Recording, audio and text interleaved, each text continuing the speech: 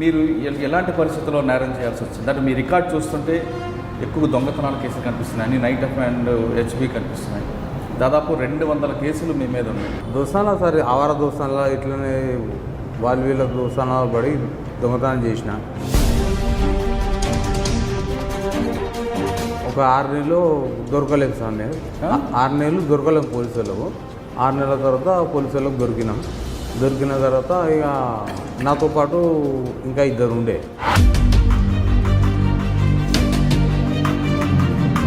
ఇంకా దొంగగా ముద్ర పడ్డాం ఎందుకని? నేరం పేరైతే పడ్డది, కంపల్సరీ సాధిద్దాం, ఇది ఏదైనా ఒకటి సాధిద్దాం అన్నాం, కానీ సాధించేది ఏం లేదన్న.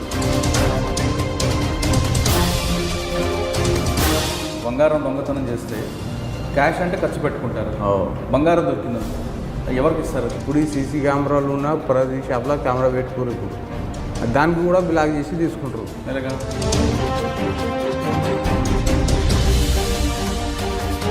మూసాపేటలో కూడా దొంగతనం ఉన్నాయి. బస్ స్టాండ్లో లేవాడా సార్, నేను తీసుకోపోయి నాకు బైక్ నడపడానికి రాదు, ఆ బైక్ కేసులు పెట్టిండు నా మీద. అంటే మీరు చేసిన దొంగతనంలో 200 కేసుల్లో పోలీసులు వేసిన కేసులు కొన్నా లేదా నిజంగా చేసిన 60-70 కేసులు నిజమైన ఉంటాయి ఇలా. దాని తర్వాత మొత్తం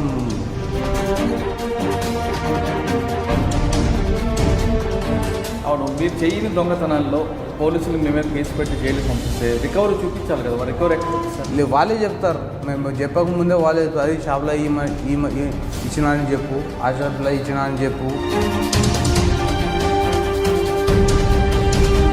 ఇంట్రాగేషన్ ఎవరు ఎక్కువ చేస్తుంటారు? కానిస్టేబుల్లా, ఎస్ఐలా? లబ్బర్తో ముసల్ రాకెట్లు అవి. అప్పుడు బాధ అనిపించదా మీకు, ఎందుకు అది దొంగతనం చేయడం అని? పోలీస్ స్టేషన్లో మాత్రం అబద్ధం చెప్తేనే ఒప్పుకుంటారు సార్ వాళ్ళు, నిజం మాత్రం నడవద్దు పోలీస్ స్టేషన్లో.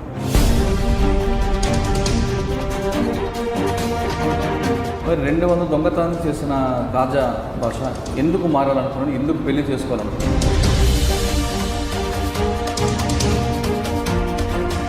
అంటే ఇకపై కాజా భాష దొంగతనాలు చేయదు. నా దేవుని మీద ప్రమాదానికి చెప్తున్నా, నేను చేయాలి.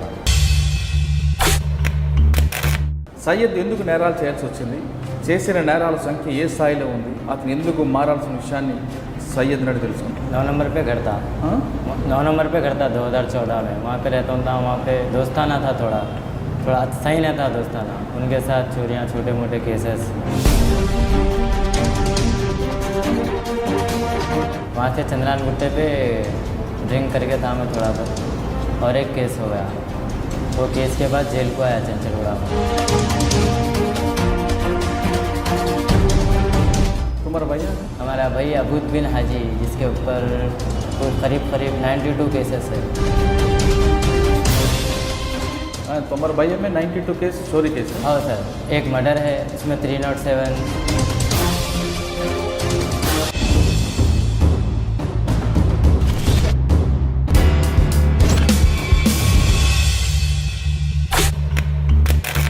Welcome to crime confession.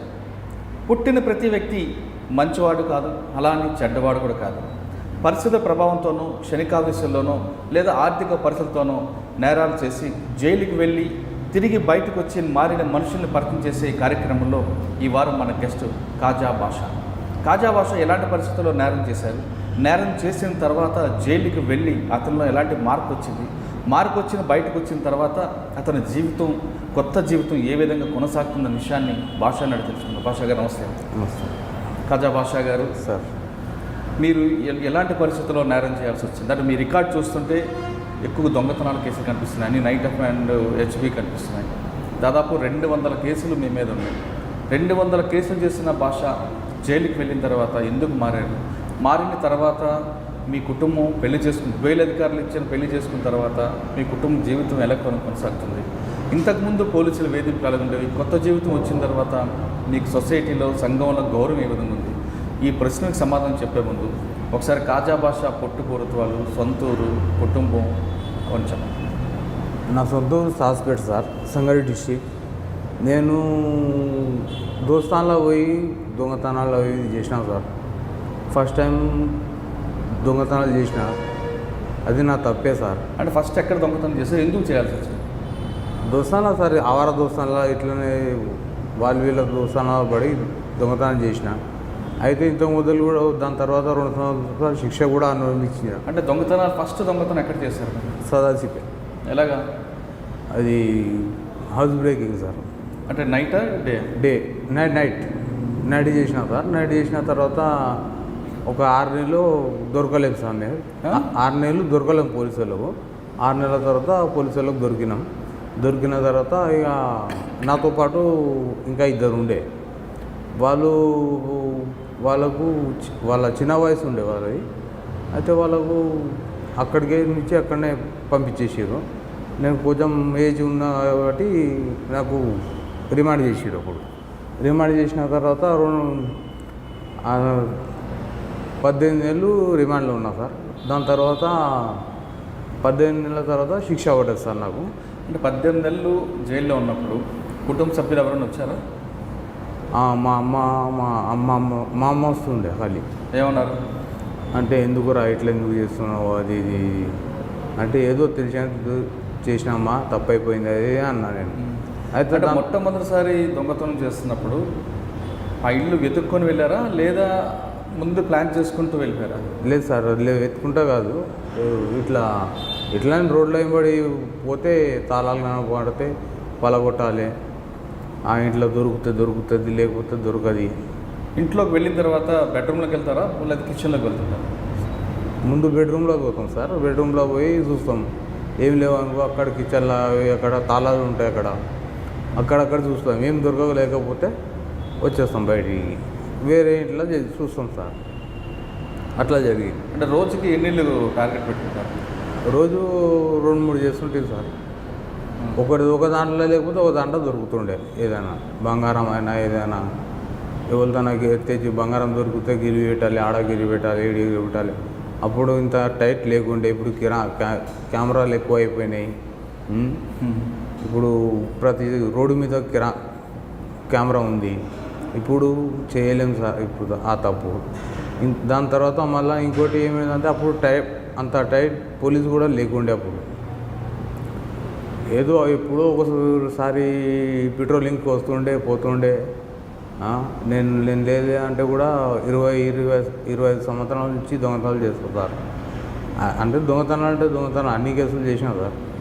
కాకపోతే ఏంటంటే ఇప్పుడు నేను అప్పుడు 2 సంవత్సరాలు జైలు శిక్ష అనుభవించిన తర్వాత వచ్చేసిన బయటికి వచ్చిన తర్వాత మంచిగా బతుకుదాం, ఎందుకు మళ్ళా కేసులు అని నేను చక్కగా ఇంటికి పోయి ఇంట్లోనే ఉన్నా సార్. ఒక 15 రోజులు ఇట్లా ఇంట్లోనే ఉన్నా. అయితే ఇక ఏదైనా పని కావాలని ఇక నేను హైదరాబాద్ వచ్చేసిన. హైదరాబాద్ వచ్చి ఎర్రగడ్డలో ఉన్నా సార్. ఎర్రగడ్డలో ఉండి లేబర్ పని చేసిన సార్. లేబర్ పని చేసి మన అన్న రోడ్డు మీదనే పండుకోవాలి, డిసిఎంలో దాంట్లో ఇట్లా పండుకోవాలి. ఇట్లా పండుకుంటుంటే వారంకి ఒకసారి ఇంటికి పోవాలి, కొన్ని పైసలు ఇవ్వాలి, తాగాలి, తినాలి, అంతే. అట్లా అయితే మళ్ళా ఒకసారి నేను ఇంట్లోనే ఉన్నా, పోలీసు వాళ్ళు పట్టుకుపోయి ఇక నువ్వు ఏడ ఉంటున్నావు, ఏం చేస్తున్నావు, అవి మొత్తం వివరాలు అడిగితే ఫలానా జాగ్రత్త పని చేస్తున్నా అంటే పబ్లిక్ అంటే పోలీసు వాళ్ళకు చూస్తే భయపడతారు పబ్లిక్. మాకు తెలియదు అని వాళ్ళు చెప్పగానే తీసుకుపోయి ధనాదాన్ని ఇంట్రాగేషన్ చేసిన తర్వాత ఇక లేనిపోని కేసులలో పెట్టి జైలుకి పంపించేస్తారు నాకు. ఒక్కసారి అంటే ఏమో తప్పు ఎవరితోనే అవుతుంది, మాతోనే కూడా అవుతుంది, వాళ్ళతో కూడా అవుతుంది. చేసిన తర్వాత ఇప్పుడు నేను అప్పుడు కూడా 1 సంవత్సరం జైల్లో ఉన్నా సార్. మళ్ళీ అప్పుడు ఎవరు రాలేరు, మా వాళ్ళు రాలేరు. అప్పుడు వీడు చేస్తూనే ఉంటాడు, పోతూనే ఉంటాడు, వస్తూనే ఉంటాడు అని రాలేదు. రాకపోతే ఇక నేను కూడా లైట్ తీసుకున్నాను సార్. అందరికీ ఇచ్చిపెట్టేసిన నేను కూడా. ఇక నాకే వెళ్ళారు అనుకుని నేను బతుకుతున్నాను సార్. దాని తర్వాత ఇక మళ్ళా ఇక కొన్ని దొంగతనాలు నేను కూడా చేసిన సార్. తప్పులు నేను కూడా చేసిన. వీళ్ళు చెయ్యకుండా పంపిస్తున్నారు, చేసినా పంపిస్తున్నారు వీళ్ళు. ఇంకా దొంగగా ముద్ర పడ్డాం ఎందుకని ఇక నేరం పేరైతే పడ్డది. కంపల్సరీ సాధిద్దాం, ఇది ఏదైనా ఒకటి సాధిద్దామన్నారు, కానీ సాధించేది ఏం లేదు. అలా ఖాళీ చెడ్డ పేరు తప్ప వేరేది ఏం లేదు సార్.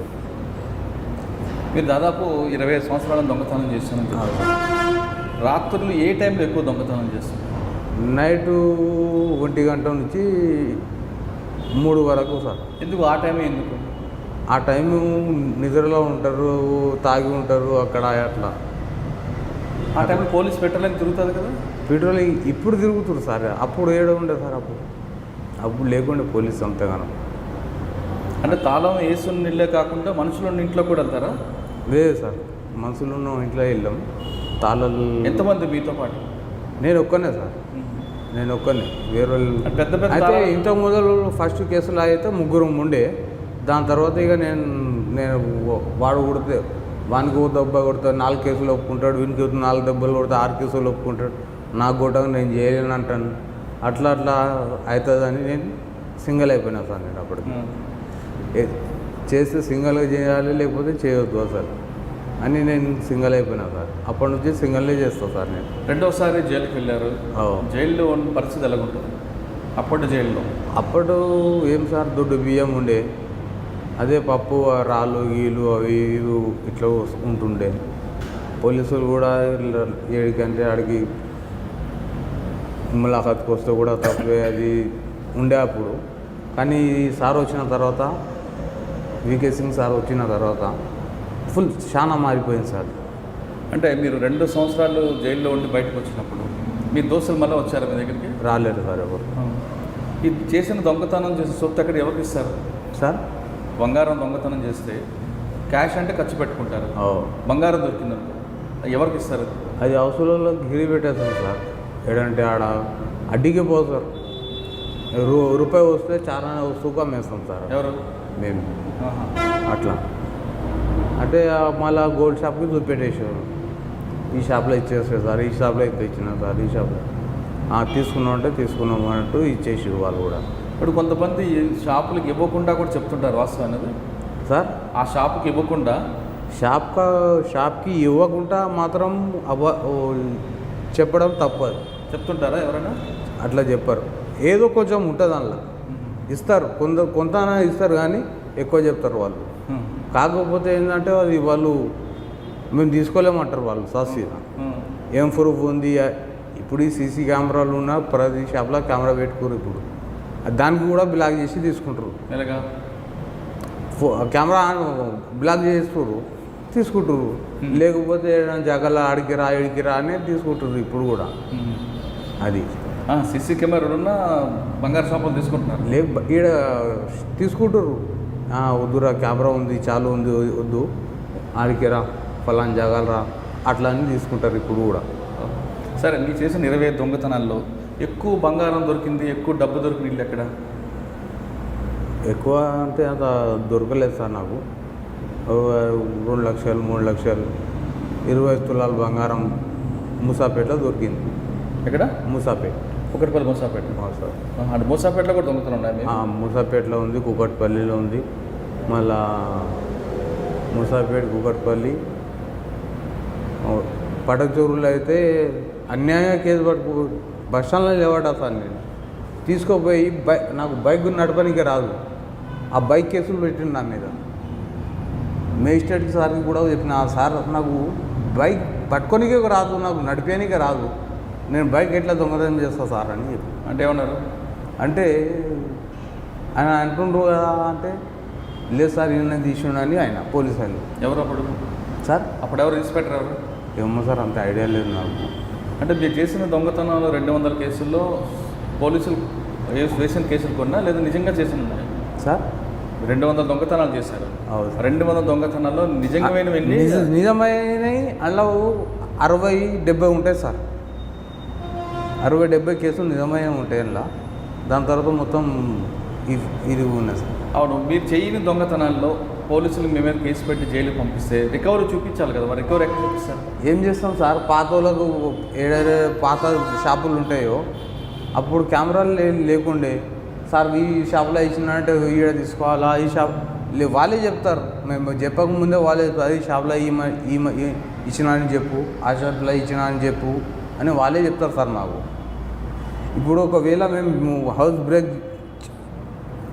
చేసినాం చేయలేం, ఈ ఇల్లు గుర్తుకు లేదా అంటే ఇట్లా ఇషారా చూపిస్తారు సార్, వాళ్ళే చూపిస్తారు మాకు.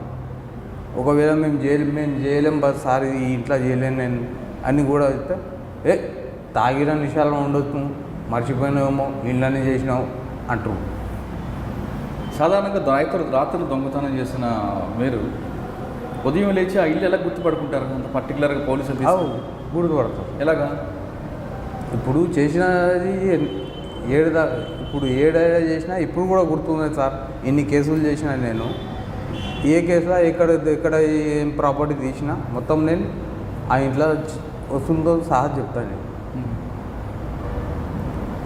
అది సార్. దాని తర్వాత వీకేషన్ సార్ వచ్చిన తర్వాత ఇప్పుడు దొంగతనాలు అయిన తర్వాత ఎక్కడ చెక్కు దొరకని ఇంట్లో దొరుకుతుంటే ఏమి దొరకని ఇల్లు కూడా ఉన్నాయి? అవి ఏం దొరకకుండా కూడా ఇల్లు అందులో ఉన్నాయి అందులో. కానీ కంప్లైంట్ ఇచ్చేటప్పుడు కూడా వాళ్ళ ఇంట్లో ఏం దొరకకపోతే కూడా మా తులాలు పోయినాయి, మా 10 తులాలు పోయినాయి, మా అవి పోయినాయి ఇవి పోయినాయి ఇట్లా కూడా కేసులు పెట్టిరు వాళ్ళు. దాంట్లో ఏమి అరే వాడు చెప్తుండు కదా అని చెప్పి ఇంట్రాగేషన్ ఎక్కువ చేస్తుండే మాకు.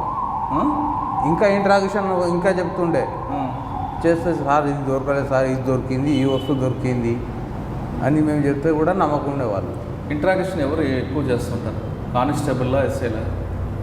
ఎస్ఐ చెప్తే క్రైమ్లో ఎక్కువ చేస్తారు సార్. అంటే ఏ విధంగా చేస్తారు? అంటే ఎక్కువ సార్ 3rd డిగ్రీ చేస్తారా? 3rd డిగ్రీ ఏం అంత ఇది చేయరు సార్. ఖాళీ లబ్బర్తో ముసల్ రాకెట్లు అవి. అప్పుడు బాధ అనిపించదా మీకు? ఎందుకు దొంగతనం చేయడం అని బాధ అనిపిస్తుంది సార్. ఏం చేయాలి అర్థమవుతుంది. ఇక్కడ నిజం చెప్తే కూడా ఒప్పుకోరు, అబద్ధం చెప్తే కూడా ఒప్పుకోరు వాళ్ళు. పోలీస్ స్టేషన్లో మాత్రం అబద్ధం చెప్తేనే ఒప్పుకుంటారు సార్ వాళ్ళు. నిజం మాత్రం నడవద్దు పోలీస్ స్టేషన్లో. నిజం సార్ ఇది జరిగింది ఈ విషయం అని చెప్తే కూడా నువ్వు లంగపుకోనిరా ఇది నిజం అంటారు వాళ్ళు. ఎందుకు అంత నమ్మకం? ఏమో సార్ నా అర్థం. నిజం చెప్తే పోలీసులు నమ్మరు సార్. నేను ఇప్పుడు ఈ నేను సంవత్సరం అయ్యి సార్ పంపులా చేసి ఇక తర్వాత ఇక ఉన్నతి క్లాస్లో పోయిన తర్వాతనే నేను మారిపోయినా సార్. నేను యాక్చువల్గా అయితే నాకు ఉన్నతి క్లాస్లో మొత్తం నేను ఇది అయిపోయినా సెట్ అయిపోయినా. సస్తే మా వాళ్ళకి చావాలి, బతుకుతే కూడా వాళ్ళ గురించే బతకాలి. నేను ఇప్పుడు నుంచి చెయ్యా అని నా మీద నమ్మకంతో మనసు మీద చేపెట్టుకుని అనుకున్నా సార్. ఆల్రెడీ వచ్చి సార్కి అడిగిన సైదా సార్కి అడిగిన తర్వాత పెట్రోల్ పంపులో పెట్టించిండు, 10,000 జీతం ఇప్పిస్తుండు. అంటే ఈ విషయం కన్నా ముందు 2 సార్లు జైలుకి వెళ్ళి వచ్చారు. వచ్చిన తర్వాత మరి ఇంకా ఏ జైలుకి వెళ్ళారు? ఫస్ట్ సంగారెడ్డి జైలా? సంగారెడ్డి జైలు తర్వాత సంగారెడ్డి జైలు తర్వాత చంచల్గూడ తర్వాత చల్లపల్లి ఈ 3 జైలు సార్. మరి 200 దొంగతనం చేసిన కాజా భాష ఎందుకు మారాలనుకున్నాను, ఎందుకు పెళ్లి చేసుకోవాలనుకున్నాను? ఇప్పుడు దాకా చేసుకున్నది మస్తు అయిపోయి సార్ నాకు. ఇప్పుడు రేపటికి ఇవాళ మంచిగా ఉన్నా ఇంకా 4 దొంగతనాలు చేసుకుంటాను నేను. మంచిగా తాగుతా తింటా. ఇక ఏజ్ అయిపోయినాక ఏం చేయాలి? ఏం చేయలేదు, కుదరదు నాకు అని నేను ఉన్నతి క్లాస్లో పోయిన తర్వాత వాళ్ళ ఒక గోల్ సెట్టింగ్ ఉంటుంది సార్. అలా ఆ గోల్ సెట్టింగ్లో గీతలు గీయమని అని చెప్తారు వాళ్ళు. చెప్పిన తర్వాత గీతలు సరిగా గీస్తే మనం సరిగా సెట్ అవుతారు. ఆ గీతలు వంకర తింకర కొడితే అది కామన్ తీసి పడేస్తారు వాళ్ళు. ఆ గోల్ సెట్టింగ్లో నేను పోయి ఆ గీతలు గీస్తే అది డైరెక్ట్ ఈ గీతలు మంచిగా ఉన్నాయని చెప్పింది. బీనా మేడమే పెట్టింది అది. అట్లా బయటికి వచ్చిన తర్వాత మళ్ళా ఇప్పుడు మంచిగా ఒక 6 నెలలు బంద్ చేసిన సార్. ఇక్కడ పని చేసిన తర్వాత సార్తో పోయినా, ఏ సార్ దగ్గర? సైదా సార్తో పోయి సార్ ఇట్లా పెళ్లి చేసుకుంటున్నా అని చెప్తే నువ్వు చెప్తే ఎట్లా నమ్ముతాం మేము అని వాళ్ళు కూడా చెప్పారు. అంటే లేదు సార్ మా అమ్మని తెస్తా కావాలంటే, లేకపోతే పెళ్లి కార్డు కూడా తెస్తాను నేను అని చెప్తే అప్పటికే ఈ పిల్లని చూసుకున్నాం సార్. మేము చూసుకున్న తర్వాత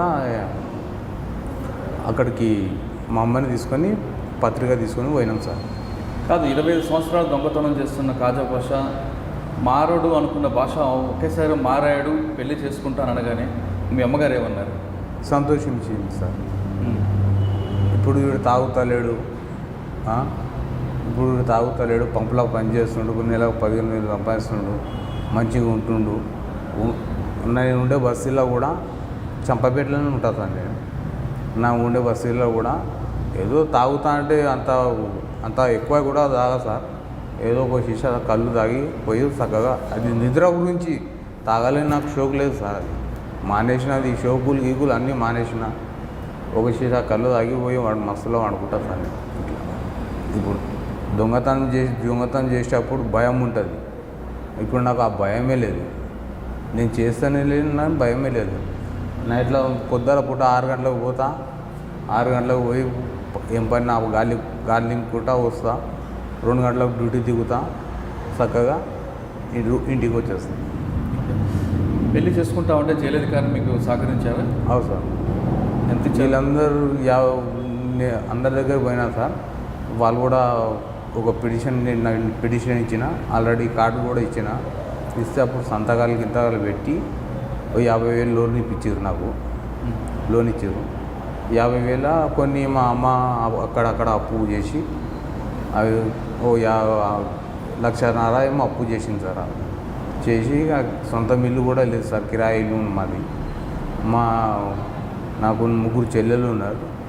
వాళ్ళ గోళ్ళు గీళ్ళు అవి కొంచెం గిరి పెట్టి అక్కడిక్కడ గిరి పెట్టి పిల్లనిచ్చి ఇక పెళ్లి చేసారు సార్. ఆ అమ్మాయికి తెలుసా మీరు దొంగని సార్? గతంలో మీరు దొంగతనం చేశారని ఆమెకు తెలుసా? అంటే తెలుసు, కాకపోతే మారిపోయిందని తెలుసు మళ్ళా. ఆ విషయం చెప్పారు ఆమెకి? మా బావ చెల్లెలే సార్ ఆమె. ఓహో, మా బావ చెల్లెలే ఆమె. అయితే ఇప్పుడు మా బావకైతే మొత్తం తెలుసు. అయినా కానీ ఇప్పుడు మారిపోయాడు కదా, మంచిగా ఉన్నాడు కదా అని ఆ ఉద్దేశంతో పెళ్లి చేసేస్తాను. ఇప్పుడు ఎలాగుంది మీ జీవితం? ఇప్పుడు సుఖంగా ఉన్నాం సార్. టైం టు టైం తింటున్నా, టైం టు టైం తాగుతున్నా పడుతున్నా. హ్యాపీగా ఉంది సార్ జీవితం. కొన్ని విషయాలు చెప్పండి. దొంగతనాలు ఇకపై జరగకుండా ఉండాలంటే ఆ ఇంటి వాళ్ళు ఎలాంటి జాగ్రత్తలు తీసుకోవాలి సార్? ఇంట్లో దొంగలు పడకుండా ఉండాలంటే ఆ ఇంటి వాళ్ళు ఎలాంటి జాగ్రత్తలు తీసుకోవాలి? వాడి ఏ విధంగా జాగ్రత్త తీసుకున్నా అవి చేస్తూనే ఉంటారు వాళ్ళు. ఇప్పుడైతే ఎవరు చేస్తారో ఇప్పుడు కూడా పోలీసు వాళ్ళు కూడా ఎవరో చేస్తే మాకు వచ్చి అడుగుతారు, మీకు ఎవరైనా తెలుసా, మీకు ఎవరు తెలుసా? మేమే ఎవరు పాపం ఎందుకు కట్టుకోవాలి సార్? మేము వీడికే పాపాలు చేసి వీడి దాకా ఉన్నాం. ఇప్పుడు మంచిగా బతుకుదామంటే కూడా బతకనిస్తలేరు సార్ మాకు. అరే ఫలానా మనిషి ఎట్లా ఉన్నాడు, వాడు చేస్తుండా లేదా అని ఇట్లా అడుగుతున్నారు సార్ మాకు. ఇప్పుడు దాకైతే నాతోనే అట్లా కాలేదు. నాతో పాటు వేరేళ్ళు కూడా ఉంటారు కదా సార్, వాళ్ళకు వచ్చి అడుగుతారు అన్నమాట. అంటే ఎలాంటి జాగ్రత్తలు తీసుకున్నా దొంగతనం జరుగుతాయి అంటారు? కామన్ సార్, అది వాస్తవమే. మీరేం సలహా ఇవ్వలేదు సార్? మీరేం సలహా ఇవ్వలేదు దానికి నేను ఇంట్లో బంగారం పెట్టుకున్నా ఏం చేసినా? ఇంట్లో బంగారం పెట్టిన సెంటర్ లాక్ పెట్టుకుంటే దానికి ఏం కాదు సార్. సెంటర్ అదే చిజోరి అంటారు కదా, అది పెట్టుకుంటే ఏం కాదు సార్. అది దానికి ఎత్తుకోలేరు, తీసుకోపోలేరు. అది ఇప్పుడు మీరు బయటకు వచ్చారు, పెళ్లి చేసుకున్నారు, హ్యాపీగా ఉన్నారు.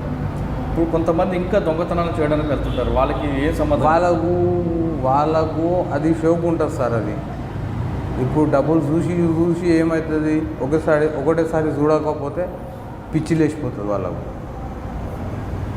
అది విషయం సార్. మేము డబ్బు చూసాం, ఈ డబ్బు చాలు మాకు, అయిపోయింది. ఈ తాగుడు తినుడు అయిపోయింది. ఇప్పుడు రేపటిది ఆలోచించాలి మనం అనేది మనకు ఉండాలి, అది మన మనసులో ఉండాలి సార్. అంటే ఇకపై కాజా భాష దొంగతనాలు చెయ్యాలి. నా దేవుని మీద ప్రమాదం చెప్తున్నా, నేను చేయాలి సార్. చాలామంది వాళ్ళకే మారేమంటున్నారు, కానీ కొంతమంది ఈ మధ్యకాలం దొంగతనాలు చేస్తున్నారు. వాళ్ళని ఏమంటారు సార్? కొంతమంది మారేమంటూ మళ్ళీ దొంగతనాలు చేస్తున్నారు. అది వాళ్ళ ఇష్టం సార్, అది మనం చెప్పలేము దానికి. కానీ కాజా భాష అయితే మరి ఇంకోసారి దొంగతనం చేయాలి. నేను చేయాలి. ఏడైనా ఎక్కడైనా నేను నా ఇంటి ముంగట కూడా కెమెరా ఉంది. ఎన్ని గంటలకు లేస్తా, ఎన్ని గంటలకు బయటికి పోతా, ఎన్ని గంటలకు వచ్చి ఇంట్లో ఉంటా, ఎప్పుడు దాకా వంటా, ఎప్పుడు దాకా వెళ్ళేసి ఎక్కడెక్కడ తిరుగుతాను. నేను పోతేనే చంపపేట చౌరస్తా చాయ్ హోటల్ అక్కడ ఉంటా, లేకపోతే కల్లూరు షాప్లో ఉంటా, చక్కగా మళ్ళీ ఇంటికి వచ్చేస్తా. లేకపోతే మా చుట్టాల దగ్గర వాళ్ళ దగ్గర పోతా అంతే. ఇక్కడ మషాబాద్లో మా చుట్టాలు ఉన్నారు, కాకోళ్ళు ఉన్నారు, వాళ్ళ ఇంటికైనా పోతా, లేకపోతే మా ఊరికైనా పోతా. కథం వేరే దగ్గర నేను అక్కడ తిరిగా. కానీ డబ్బులు అవసరం ఉన్నా ఇకపై మాత్రం భాష దొంగతనాలు కానీ నేరాల బాట డబ్బు ఎంత అవసరమైనా ఎంత కష్టమైనా సార్, మనం పైసా ఎంబడి మనం పోదు సార్, అదే రావాలి మన దగ్గరికి. పైసలు 4 పైసలు మనకు వస్తున్నాయంటే ఏ కష్టము ఏదే పని చేయమని చేస్తాను. పైసలు సంపాదించేది పెద్ద విషయం కాదు సార్. ఈ 500 పని ఉన్నది, ఇది చేయి అంటే చేసేస్తాను. కానీ కష్టపడి సంపాదించాలి. కష్టపడి సంపాదించింది పెయికి జరుగుతుంది సార్. అది దొంగ సొమ్ము మనం ఎన్ని తాగలేం, తినలేం, భయం ఉంటుంది. మళ్ళీ ఇంకోటి ఎక్కడి నుంచి ఎవరు వస్తారు, ఎక్కడి నుంచి ఎవరు పట్టుకుంటారో అని భయం ఉంటుంది సార్ మనసులో. అది ఇప్పుడైతే ఎవరికి మీరు మెసేజ్ ఏమి ఇస్తారు ఇప్పుడు సార్?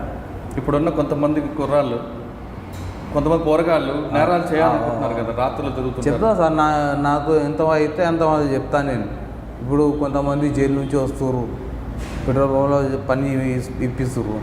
అయితే వాళ్ళకు కూడా చెప్పిన, 4 చెప్పిన. ఇప్పుడు అరే ఫస్ట్ సారి సార్ వాళ్ళైతే, నేనైతే 20 సంవత్సరాల నుంచి వస్తున్నా జైలు. వాళ్ళైతే ఫస్ట్ సారి వచ్చినప్పుడు చెప్పిన, చూడు తమ్ముడు ఇట్లా కాదు, ఇట్లా మంచిగా బతుకు, చెడ్డ ఈ పేరు పోయి మళ్ళీ పోతే మళ్ళీ మనకు రాదు. ఏదో ఫస్ట్ సారి చేసిన తప్పు అయిందో కాలేదు కానీ అయిపోయిందిగా, ఇచ్చిపెట్టేసే మంచిగా బతుకు, మంచిగా ఉండు, నెలకు 15,000 జీతం ఉన్నది, ఒక 100-200 మీద దొరుకుతాయి చాలు, దీంట్లోనే చాలు జరిగిపో అంటే. ఇప్పుడు ఎట్లునే సార్, షోకులు ఎక్కువ ఉన్నాయి. ఇప్పుడు ఫోన్ కావాలి, అది కావాలి, బైక్ కావాలి, ఇవి కావాలి, మనకు ఏం అవసరం లేదు సార్. ఎంత కష్టం వచ్చినా నష్టం వచ్చినా మాత్రం నేరాల వైపు భాష పోడు. నేను పోను సార్. చెడు స్నేహం వల్ల నేరాలు పట్టిన భాష జైలు జీవితం అనిపించిన తర్వాత అతనిలో మార్పు వచ్చింది. ఆ మార్పు ఏ స్థాయికి తీసుకొచ్చిందంటే, ఇకపై కష్టం వచ్చినా నష్టం వచ్చినా కష్టపడతాను కానీ డబ్బుల కోసం నేరాల పాట పట్టనంటూ అతను నిర్ణయం తీసుకున్నాడు. ఇదే చాలా గొప్ప విషయం.